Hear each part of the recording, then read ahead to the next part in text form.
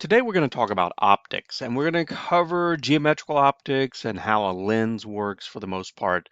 But then we're going to also talk about the eye and how we see so that you get a little better idea about how we see um, and how we see color and what colors we see, things like that. Okay. The first step, first thing up is reflection. So when you look at yourself in a mirror, um, the angle between the incoming light ray and the one that goes up to your eye, all right, the angle reflection here between what we call the normal or the perpendicular to the mirror and the incoming light ray is exactly the same as the reflected ray. And um, if you if you see the top of your head, right? These are always going to be symmetric around the normal. The This means, among other things, if you're looking at a flat mirror on a wall, whatever part of yourself you see is the part of yourself you're going to see no matter how close or how far away you get. You don't see a different angle as you get closer or farther away.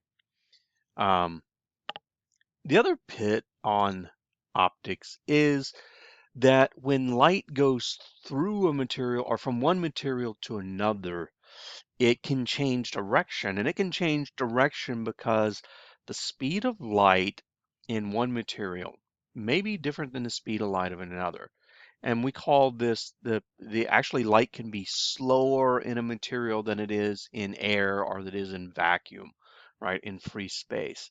And we call the ratio of the speed of light in vacuum, which we call c, to the speed of light in a material, v, we call that n, the index of refraction. And common indices of refraction, air is 1.0003. So very often we treat air as if it's vacuum because it's very close to vacuum. Benzene, water, all right, water is 1.333. Diamond, 2.419. It's the high index of refraction of diamond. That's part of what makes it special. Glass, 1.66. Plexiglass, 1.51. All right, all of these are typical indices of refraction. If you buy special polymer lenses, they're a little bit higher in your glasses than actual glass. Right? That's why we can make lenses thinner when we use these polymers for our lenses and our eyeglasses. And then aerogel. Aerogel is a material I really like. This is a picture of aerogel. You can see aerogel. Um, Aerogel is almost the same as air in terms of index of refraction, and because of that, um, it doesn't really change the image behind it very much.